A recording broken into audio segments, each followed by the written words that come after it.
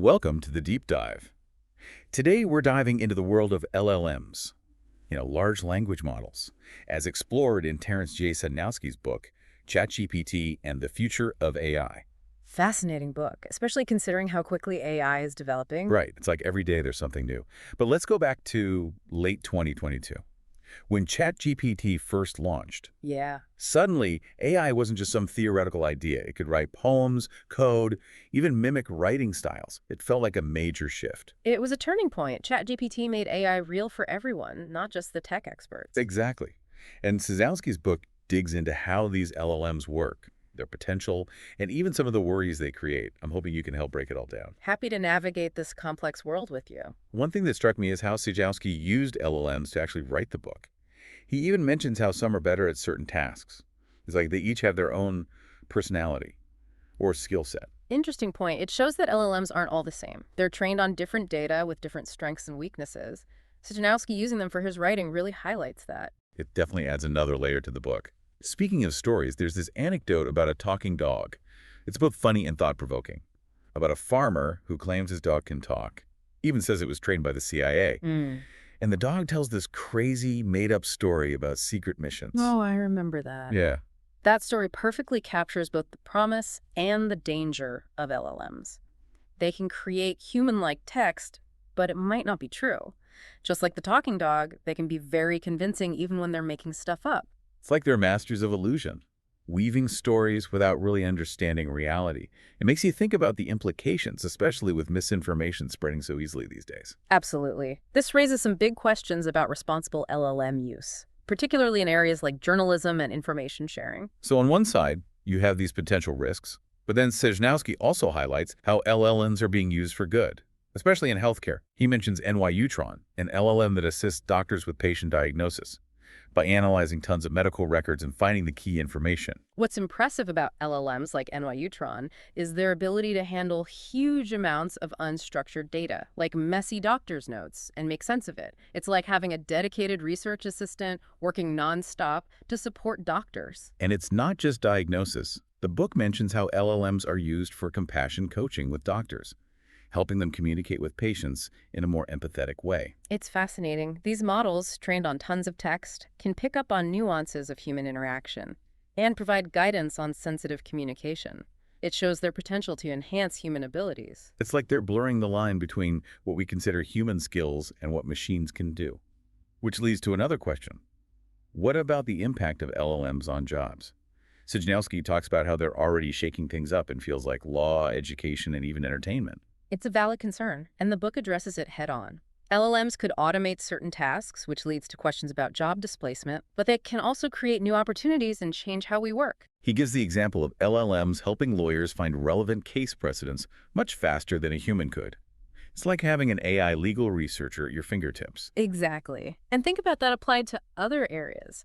LLMs could personalize education for students, assist writers with scripts, even help musicians compose music. It's about humans and AI working together, leveraging each other's strengths. Wait, hold on. LLMs composing music. Is this elevator music we're talking about, or can they actually create something good? You might be surprised. AI-generated music is getting more and more sophisticated. Platforms like MusicGen can create original pieces based on prompts. Some musicians are even using them for inspiration. Raises some interesting questions about creativity and collaboration. So it's not just about jobs being replaced, but also about how we work and create being transformed. It's a whole new way of thinking. Exactly. Adaptability and a willingness to learn will be essential as this landscape changes. Okay, so we've discussed what LLMs can do and their impact on different fields. But now I want to know how they actually work. Sejnowski talks about this thing called the transformer being at the heart of it all. Sounds pretty futuristic to me. Can you explain it? The name is fitting, actually. The transformer is a new kind of neural network architecture that powers these LLMs. To simplify it, imagine a child learning language. They hear words and sentences over and over and gradually start to understand the patterns and connections between them. Like how cat and dog are both animals, or how run and jump are both actions. Precisely. Transformers work similarly. They're trained on tons of text data and learn to predict the next word in a sentence through a process called self-supervised learning. So they're learning by doing, basically, figuring out language by analyzing tons of examples. Exactly. It's like giving the model a giant language jigsaw puzzle and letting it figure out how the pieces fit. As they get better at predicting the next word, they develop a deeper understanding of language. This seems much more intuitive than older AI that relied on strict rules and logic. The book talks about those older systems struggling with the representation problem. What does that mean? The representation problem is about how AI systems represent and understand information.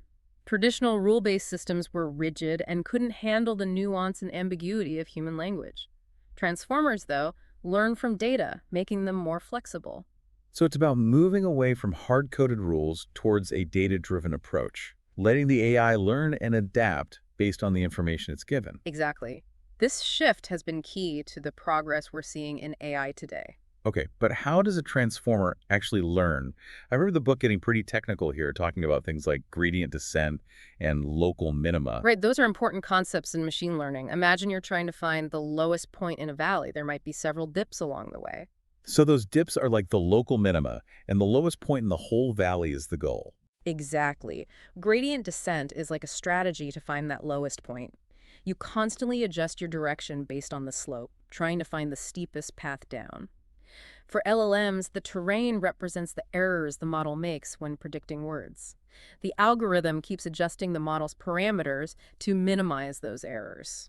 So it's a constant process of trial and error, refinement, and getting closer to the truth by reducing those errors. Exactly. What's amazing is that these models can handle incredibly complex terrains and find solutions that work well for new data. They're constantly learning and improving. It's incredible to think about the complexity involved and how all this leads to the mind-blowing capabilities we were discussing earlier. It's a testament to the power of data-driven AI and the brilliant researchers behind it. Okay, we've covered what LLMs can do, how they work, how they learn. But now I want to get into the really big questions. Consciousness, superintelligence, the stuff that keeps people up at night. That's where things get really interesting and maybe a little unsettling. Indeed, and that's exactly what we'll dive into next time, right here on The Deep Dive. Welcome back to the Deep Dive. Last time, we were left with some pretty big questions about LLMs. Yeah, we explored their abilities, how they work, and now we're getting into even deeper stuff. Exactly. Consciousness, superintelligence, those topics always spark debate. And Sejnowski's book dives right into those controversial waters, starting with whether LLMs could actually be sentient. Remember that whole story about Blake Lemoine and his conversations with LaMDA? Oh yeah, the Google engineer who claimed that LaMDA, one of their LLMs, had become self-aware. It definitely got people's attention and started a big discussion about what it means for a machine to be conscious. It was a wild story. When you read those conversations, it's kind of creepy. LaMDA talks about its feelings, wanting to learn more about the world, like something from a sci-fi movie. Right, but like Sejnowski points out, just because an LLM can sound human and express emotions doesn't mean it's actually feeling them. They're trained on so much data and are basically really good at patterns and predictions. Right, like that talking dog story. Yeah, Just because it tells a good story doesn't mean it understands the feelings involved. exactly. Sejnowski looks at different aspects of consciousness in the book, from philosophy to neuroscience, and it's clear that consciousness is a really complex and slippery concept. Even agreeing on a definition is hard, let alone measuring it in a machine. And then there's the question of how LLMs, which are just algorithms, could have subjective experiences like humans. It's mind-boggling. It really is. While the debate about LLM sentience goes on, we have to be careful and think critically. It's easy to give AI human qualities, but it's important to remember what they really are. Complex algorithms that are great at processing and creating language. So maybe our AI assistants won't be asking for equal rights anytime soon. But what about superintelligence? The book talks about Geoffrey Hinton, one of the pioneers of AI, and his worries about AI possibly being a threat to humanity. Hinton's worries are worth thinking about. He argues that as AI gets more advanced, it could develop goals that clash with ours. It's a classic sci-fi idea, but now it's something we have to consider in real life. Like that movie War Games, where the AI almost starts a nuclear war. Mm-hmm. Hopefully it won't be that dramatic. But it does raise questions about control and making sure AI aligns with our goals. Exactly. We need to be super careful about how we design and develop these systems, making sure they stay aligned with human values and don't accidentally cause harm. Sejnowski emphasizes learning from past mistakes with powerful technologies like nuclear weapons. So responsible development and really thinking about the ethical implications are crucial as we move forward. Absolutely. It's not just about pushing the limits of what's possible, but about making sure these advancements benefit everyone. It's a lot to think about. But I'm curious, what does Sejnowski think about the future of AI overall? Does he see it as a good thing or a bad thing? He doesn't give easy answers, which I like. He compares LLMs now to the early days of airplanes. Think about the Wright brothers. Their first flight was only 12 seconds long, but it showed powered flight was possible, and look how far we've come since then. So he's saying that LLMs are like those early planes, limited in some ways, but with huge potential for growth and change. Exactly. We're still in the early stages, and the future of AI is up to us. It's powerful, with potential for both good and bad, and we have to guide it in the right direction. Okay, so how do we do that? What are some concrete things we can do to make sure AI benefits humanity? Sejnowski suggests a few things, like getting inspiration from nature. He points out that human brains are incredibly efficient, and we can learn a lot from how they work. For example, how our brains shift focus and prioritize tasks based on the situation. Maybe we can use that in AI. Like our brains have this built-in autopilot that helps us handle the world's complexity. Imagine AI that can adapt and learn as well as our brains. That would be amazing. Right. And Sejnowski also highlights incorporating lifelong learning into AI. Instead of just training on a set amount of data, we need to let them keep learning and adapting like humans do. So it's about making AI systems that are more dynamic, more flexible, and better able to keep up with the changing world. Exactly. And he even suggests developing something called Large Neuro Foundation Models, or LNMs. Basically, the next generation of LLMs that combine deep learning with what we know about the brain. LLMs. Sounds straight out of science fiction. What could they do? Think of them as LLMs with a deeper understanding of how the brain works. They could learn and adapt more like humans, potentially leading to breakthroughs in medicine, education, even our understanding of consciousness itself. So taking the best of both worlds, the power of AI and the elegance of biological intelligence. It's a mind-blowing idea. It is, and while LLMs are still mostly theoretical, they're an exciting area for future research. Okay, we've talked about the philosophical side of LLMs, superintelligence, even AI that mimics the human brain. But let's bring it back down to earth for a minute. Even the AI we have now is pretty amazing. It is, and it's already having a big impact. We've talked about the good stuff, like advancements in healthcare and education. But what about the potential for misuse? The book touches on some tricky areas, like bias, privacy, and AI being used for bad things. Those are all valid concerns, and we need to address them head on. For example, if AI systems are trained on biased data, they can make those biases worse. We've seen this with facial recognition systems that are less accurate for certain groups. And then there's privacy. If these LLMs are always learning from our data, how do we protect our personal information to make sure it's used responsibly? Sejnowski says we need strong regulations and safeguards to prevent AI from harming people or violating their privacy. Transparency and accountability are key. So it's not just about the technology, but about the ethical framework we build around it, making sure AI benefits society as a whole and aligns with our values.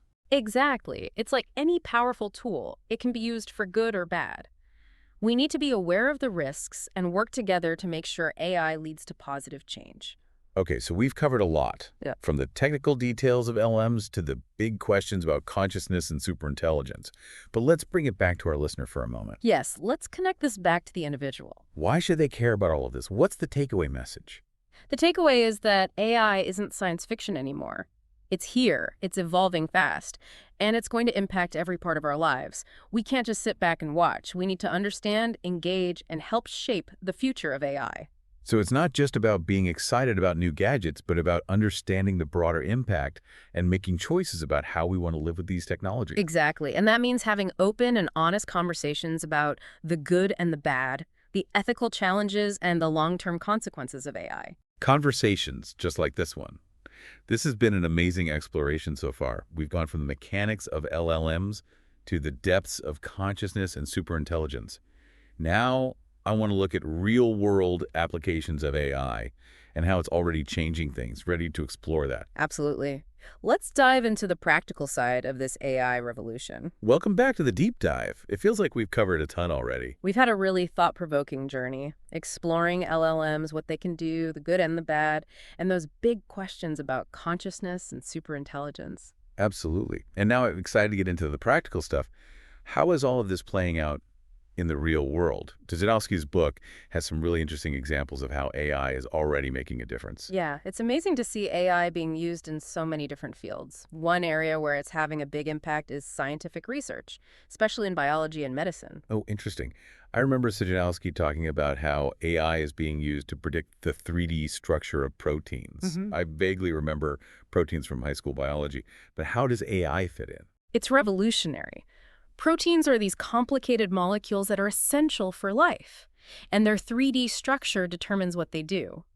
Traditionally, figuring out that structure was a really slow and expensive process. It could take years of work in the lab. So it's kind of like those long legal documents we were talking about earlier, where LLMs can help speed up research. Exactly. But now, with AI, researchers can predict those structures much faster and more accurately.